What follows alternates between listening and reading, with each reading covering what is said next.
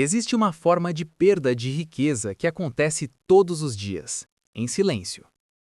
Ela não aparece como um imposto oficial. Não exige votação no parlamento, não precisa de autorização pública. E ainda assim, ao longo do tempo, ela pode reduzir drasticamente o poder de compra de uma sociedade inteira.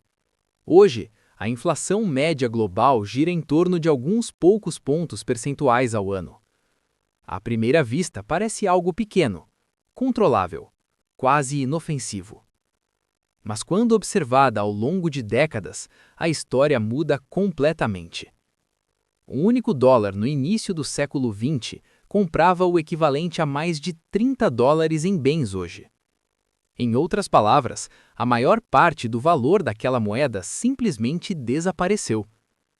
Nada explodiu, nenhum colapso repentino ocorreu. A perda aconteceu lentamente, quase invisível. E é exatamente isso que torna a inflação uma das forças mais poderosas e menos compreendidas da economia moderna. Aqui, onde história, poder e economia se encontram, o paradoxo da inflação é profundamente intrigante. Governos, bancos centrais e instituições financeiras frequentemente afirmam que uma pequena inflação é saudável para a economia. De fato, muitas das maiores economias do planeta operam com metas explícitas de inflação de cerca de 2% ao ano. Parece um número insignificante, mas existe um detalhe raramente discutido.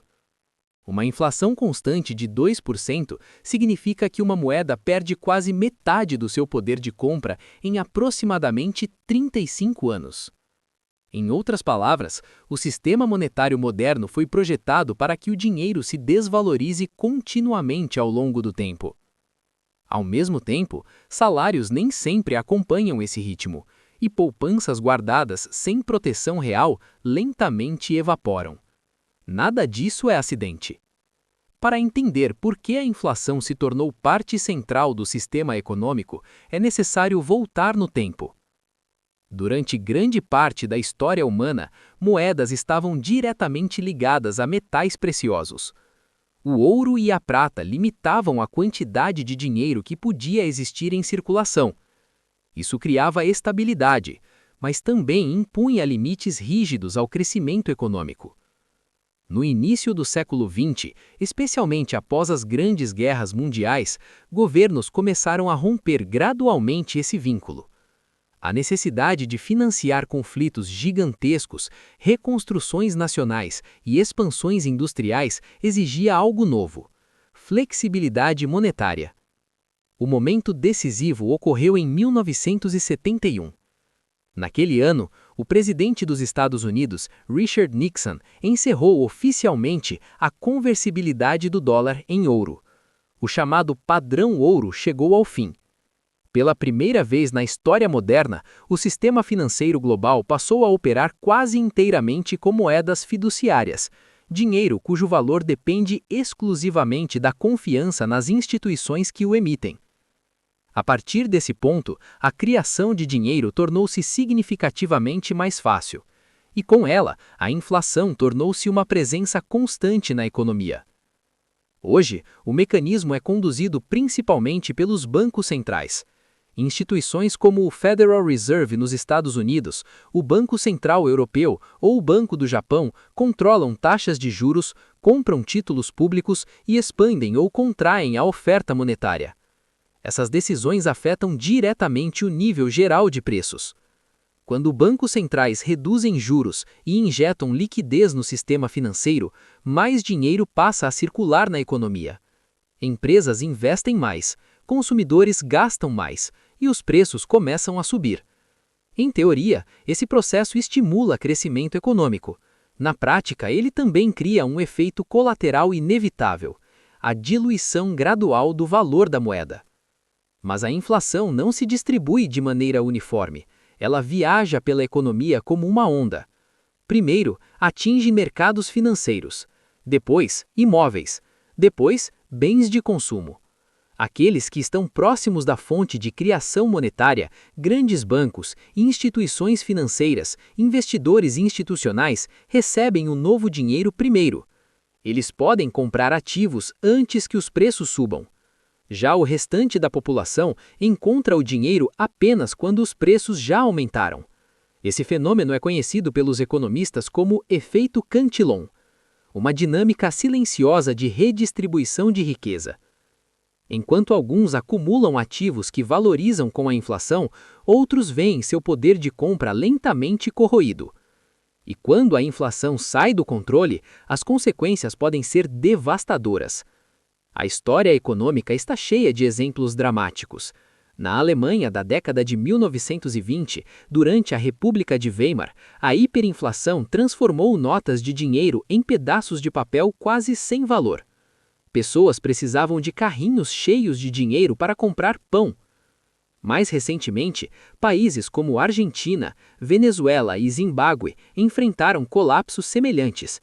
Salários tornaram-se praticamente inúteis em questão de meses. Economias inteiras foram destruídas.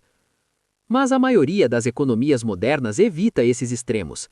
Em vez disso, convivem com uma inflação moderada e constante. E é justamente essa forma silenciosa que raramente recebe atenção suficiente. Porque ela não causa pânico imediato, ela simplesmente corrói valor ao longo do tempo. Existe, porém, uma revelação ainda mais profunda por trás desse sistema. A inflação não é apenas um fenômeno econômico, ela é também uma ferramenta política. Governos altamente endividados enfrentam um dilema estrutural.